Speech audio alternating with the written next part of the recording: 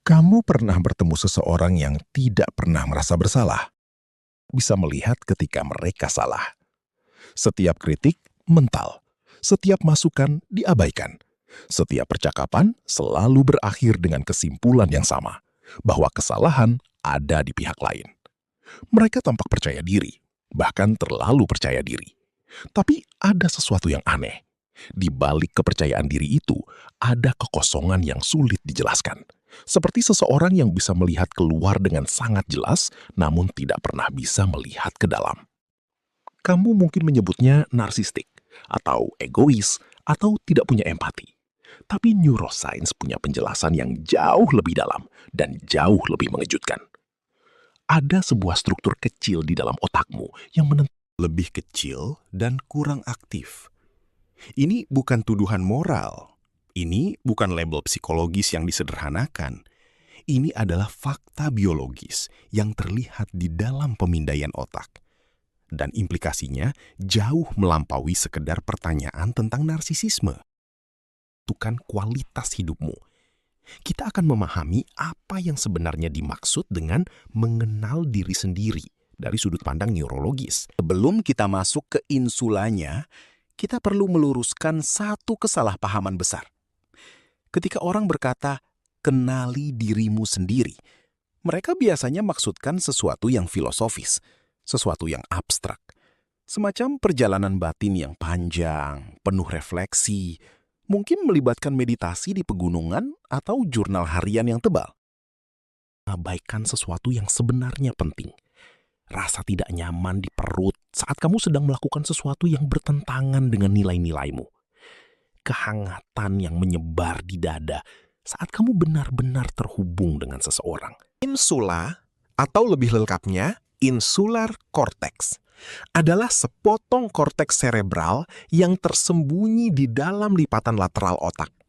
Letaknya tersembunyi di balik lobus temporal dan frontal, seperti sesuatu yang sengaja disembunyikan di balik tirai.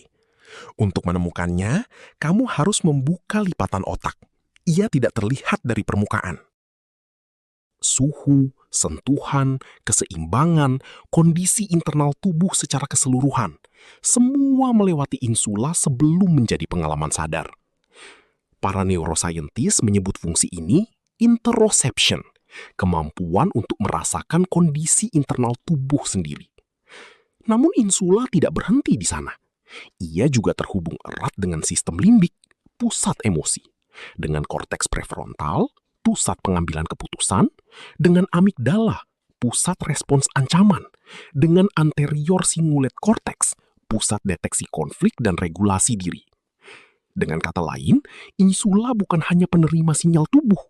Ia adalah integrator yang mengambil data fisiologis mentah dan mengubahnya menjadi sesuatu yang jauh lebih kompleks, perasaan yang bermakna, kesadaran diri yang berlapis, dan kapasitas untuk benar-benar hadir dalam pengalaman hidupmu sendiri. Antonio Damasio, neuroscientist dari University of Southern California, menggambarkan insula sebagai pusat dari apa yang ia sebut felt sense. Si kehilangan dimensi fisiknya. Ia menjadi konsep tanpa rasa, label tanpa 2010, sebuah studi yang diterbitkan di jurnal Social Cognitive and Affective Neuroscience melakukan pemindaian otak pada individu dengan skor tinggi pada skala. Memperkuat temuan ini. Penelitian dari Universitas narsistik seseorang, semakin rendah aktivitas dan volume struktur otak yang berkaitan dengan empati dan interoception, termasuk insula. Tapi tunggu, apa hubungan antara insula yang aktif berarti sinyal-sinyal itu tidak terintegrasi dengan baik? Perasaan hadir, tapi dalam bentuk yang lebih kasar. Ketika kamu melihat seseorang kesakitan, insula di otakmu aktif, seolah kamu sendiri yang merasakan sebagian dari rasa sakit itu. Inilah dasar biologis dari empati. Bukan sebuah kebaikan abstrak, melainkan sebuah proses neurologis yang nyata. Tanpa insula yang berfungsi penuh, empati menjadi proses kognitif semata. Kamu bisa menghitung bahwa seseorang mungkin sedang sedih, tapi kamu tidak merasakannya. Seperti membaca deskripsi tentang rasa manis tanpa pernah benar-benar mencicipi gula. Dan disinilah gambar besar mulai terlihat. Orang dengan ciri narsistik yang kuat seringkali bukan tidak tahu bahwa orang lain punya perasaan. Mereka tahu secara kognitif. Yang tidak mereka miliki adalah resonansi fisiologis terhadap perasaan orang lain. Empati mereka adalah empati intelektual, bukan empati yang berakar di tubuh. Ini bukan pilihan moral. Ini adalah konsekuensi biologis dari insula yang tidak berkembang optimal. Namun, insula bukan hanya tentang narsisisme. Jauh lebih luas dari itu. Insula adalah organ kesadaran diri dalam arti paling harfiah. Penelitian dari Craig di Barrow Neurological Institute menunjukkan bahwa insula, khususnya anterior insula kanan, adalah pusat dari apa yang ia sebut subjective awareness atau kesadaran subjektif. Kemampuan untuk tahu bahwa kamu sedang mengalami sesuatu.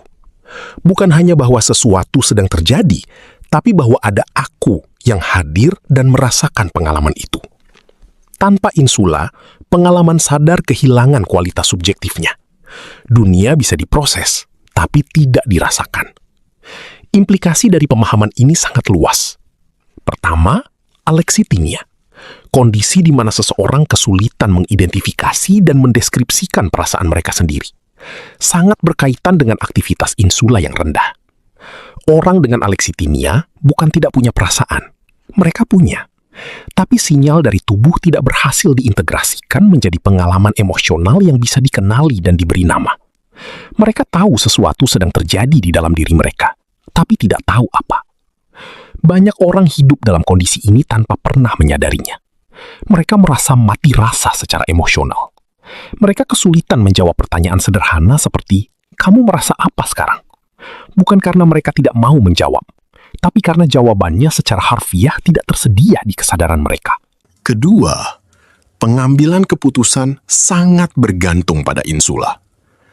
Damasio menemukan dalam penelitiannya yang terkenal tentang pasien dengan kerusakan pada area ini, mereka bisa melakukan analisis logis yang sempurna, tapi tidak bisa membuat keputusan yang baik dalam kehidupan nyata. Mengapa? Karena keputusan yang baik tidak hanya membutuhkan logika, ia membutuhkan sinyal tubuh. Rasa ini terasa benar atau ini terasa salah yang kita rasakan sebelum kita bisa mengartikulasikannya secara verbal adalah produk dari insula. Kamu pernah mengabaikan perasaan bahwa sesuatu tidak beres, lalu ternyata kamu benar bahwa sesuatu memang tidak beres. Itu bukan intuisi mistis, itu adalah insula yang berhasil mengintegrasikan sinyal-sinyal kecil yang belum bisa diproses secara sadar oleh korteks prefrontalmu. Kedua, pengambilan keputusan sangat bergantung pada insula. Damasio menemukan dalam penelitiannya yang terkenal tentang pasien dengan kerusakan pada area ini, mereka bisa melakukan analisis logis yang sempurna, tapi tidak bisa membuat keputusan yang baik dalam kehidupan nyata. Mengapa? Karena keputusan yang baik tidak hanya membutuhkan logika, ia membutuhkan sinyal tubuh. Rasa ini terasa benar atau ini terasa salah yang kita rasakan sebelum kita bisa mengartikulasikannya secara verbal adalah produk dari insula. Kamu pernah mengabaikan perasaan bahwa sesuatu tidak beres, lalu ternyata kamu benar bahwa sesuatu memang tidak beres. Sekarang muncul pertanyaan yang paling penting. Apakah insula bisa berubah? Jawaban neuroscience modern? Ya. Dan ini adalah kabar yang jauh lebih baik dari yang mungkin kamu bayangkan. Insula, seperti seluruh korteks cerebral, bersifat plastis. Ia bisa tumbuh, berkembang, dan meningkat kapasitasnya sepanjang hidup berdasarkan pengalaman, kebiasaan, dan latihan yang kita berikan padanya. Penelitian Sarah Lazar dari Harvard menemukan bahwa meditator jangka panjang memiliki ketebalan kortikal yang lebih besar di insula dibanding non-meditator. Dan perubahan ini tidak memerlukan puluhan tahun latihan. Studi selanjutnya menunjukkan perubahan struktural yang terukur setelah 8 minggu program mindfulness terstruktur. Tapi meditasi bukan satu-satunya jalan. Sekarang muncul pertanyaan yang paling penting. Apakah insula bisa berubah? Jawaban neuroscience modern? Ya. Dan ini adalah kabar yang jauh lebih baik dari yang mungkin kamu bayangkan. Insula, seperti seluruh korteks cerebral, bersifat plastis. Ia bisa tumbuh, berkembang, dan meningkat kapasitasnya sepanjang hidup berdasarkan pengalaman, kebiasaan, dan latihan yang kita berikan padanya. Penelitian Sarah Lazar dari Harvard menemukan bahwa meditator jangka panjang memiliki ketebalan kortikal yang lebih besar di insula dibanding non-meditator. Kemampuan untuk mendeteksi sinyal-sinyal halus ini meningkat, dan bersamanya, akurasi kesadaran dirimu juga meningkat. Kedua, beri nama pada pengalaman fisikmu, bukan hanya emosi abstraknya. Alih-alih berkata, "Aku merasa cemas." Coba, ada tekanan di dada, napas sedikit menahan, bahu naik, yang tidak pernah berhenti, konten yang mengalir tanpa henti. Semua ini menciptakan kebiasaan untuk selalu memproses rangsangan dari luar dan tidak pernah memperhatikan sinyal dari dalam. 15 menit sehari, tanpa layar, tanpa input eksternal, adalah salah satu cara paling sederhana untuk memberi ruang bagi insula untuk bekerja. Langkah keempat, perhatikan ketidaknyamanan. Jangan lari darinya. Ini yang paling sulit, tapi mungkin yang paling penting. Ketika ada perasaan yang tidak nyaman, kebosanan, kesedihan ringan, rasa tidak aman, insting modern adalah segera mencarinya distraksi. Buka HP, cari hiburan. Lakukan apa saja agar perasaan itu hilang. Tapi, setiap kali kamu lari dari ketidaknyamanan itu, kamu juga melatih insulamu untuk tidak bisa duduk bersama sinyal-sinyal sulit. Sebaliknya, ketika kamu memilih untuk duduk sejenak bersama perasaan yang tidak nyaman itu, mengamatinya, menamakannya, membiarkannya ada tanpa harus segera diatasi, kamu sedang memperkuat kapasitas insula untuk memproses pengalaman emosional yang kompleks. Langkah keempat, perhatikan ketidaknyamanan. Jangan lari darinya. Ini yang paling sulit, tapi mungkin yang paling penting. Ketika ada perasaan yang tidak nyaman, kebosanan, kesedihan ringan, rasa tidak aman, insting modern adalah segera mencarinya distraksi. Buka HP, cari hiburan. Lakukan apa saja agar perasaan itu. Orang dengan insula yang berkembang baik hidup dengan akses yang lebih kaya ke pengalaman mereka sendiri. Mereka lebih akurat dalam membaca perasaan mereka sendiri. Lebih tepat dalam mengambil keputusan yang selaras dengan nilai-nilai mereka. Atau kebiasaan hidup yang tidak pernah melatihnya. Hidup dengan jarak yang tidak terlihat antara diri mereka dan pengalaman. Kamu mulai memperkecilnya. Karena insula yang kurang aktif tidak menghasilkan rasa sakit yang jelas. Ia menghasilkan ketidaktahuan yang nyaman. Perasaan bahwa kamu sudah cukup mengenal dirimu sendiri, padahal lapisan terdalam dari pengalamanmu. Mulai hari ini, coba satu latihan kecil. Setiap kali kamu merasakan sesuatu, senang, kesal, gelisah, atau bahkan hanya lelah tanpa sebab jelas, berhenti selama 30 detik. Bukan untuk menganalisis, bukan untuk menilai, hanya untuk bertanya, apa yang sebenarnya terjadi di dalam tubuhku sekarang? Biarkan pertanyaan itu tidak terjawab sempurna. Itu tidak masalah. Yang penting adalah kamu meminta insulamu untuk bekerja, untuk memperhatikan, untuk mengintegrasikan, untuk menerjemahkan bahasa tubuh menjadi kesadaran. Lakukan itu cukup sering, dan cermin di dalam otakmu akan mulai memantulkan gambaran yang lebih jelas, lebih jujur, lebih utuh. Dan dari situ, dari kesadaran diri yang sesungguhnya, semua yang lain mulai mungkin. Tulis di kolom komentar satu kalimat.